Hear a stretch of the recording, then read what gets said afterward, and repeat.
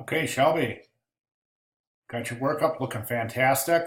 Nice cover. Contents page looks very nice. One thing I would recommend in a contents page is to increase the size of the gutter between your columns because right now it's just too close right here in proximity to this area right here, almost indicating a relationship between symbol one and the number three, symbol two and the number four, and the page numbers and then the following columns. So for that reason, I would recommend increasing the gutter between those two columns.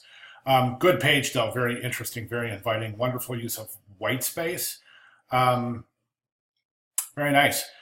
And then your page mechanics just looks gorgeous. I think that, boy, if there's one thing that I'm really, really impressed about with this presentation, as well as the presentations of a lot of your classmates, is just how much you guys have learned in just a few short weeks about using white space in your design.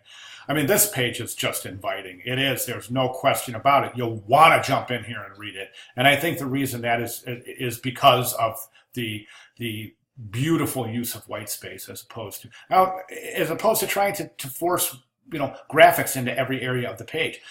The human eye needs places to rest. The human eye wants some solitude in different areas. Think of a symphony, the relationship between the quiet portions of a symphony to the sound portions of a symphony. Sometimes the quiet is, well, I shouldn't say sometimes, in any symphony, the quiet areas are just as important to the final work as the areas that hold music. So I think we can make that same comparison here. So really, very, very nice job. Okay, one thing I do want to recommend is that in any book or presentation, book or booklet, or the page numbers, the odd number should be on the right hand side, because technically this is page one, it's the cover. So technically this is page two, page three. So from taking that forward, that all the odd numbers would be on the right hand side, all the even numbers would be on the left hand side. So this would be page one, two, three. This would be page four, five, six, seven, and so on and so forth. So you would have to make those accommodations to your table of contents as well. And now I paused there when I was saying table of contents because I just noticed now you look at your gutter here is nice and wide. So let's duplicate that gutter in here, right over here. So treat this just like it's a regular text block in terms of the relationship between the right and left hand side text columns. The relationship between your type and your body copy is, your headline and your body copy is gorgeous. Very, very nice. One thing I would recommend is some of your rags are, well, actually your rags aren't bad at all, but you want to avoid any kind of patterns like this. I thought I saw some before, but now that I look, this right here is a pattern. It's a wave, and it goes whoop like that. Oh, I would turn off your hyphens too, definitely. Seeing a few hyphens. These text blocks are so small, you probably don't want to have any hyphens at all. It's a really easy workaround. But anyways, as far as the rags go, so what you want to do with your rags is this: short line, long line, short line, long line, short line, but nothing noticeable. So these are perfect. Sans the hyphen right there. These would be perfect. These look pretty good. These look great. These look pretty good, but just watch any kind of wave pattern like that. Okay.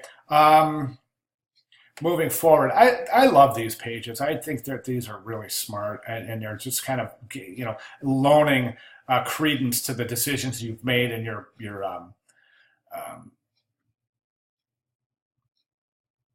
sorry about that. I had to pause for a second. Anyways, I was saying these kind of loan credence to your decision and your inspiration and what you have decided to use to inspire you in the development of your graphics. This looks like a low resolution image. Tough call, but at the very least, it is somewhat a poor quality image. So you might want to replace that with something more sharp, more crisp.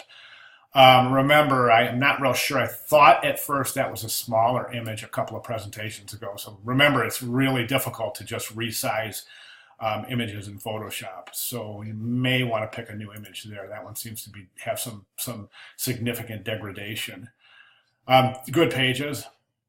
Nice.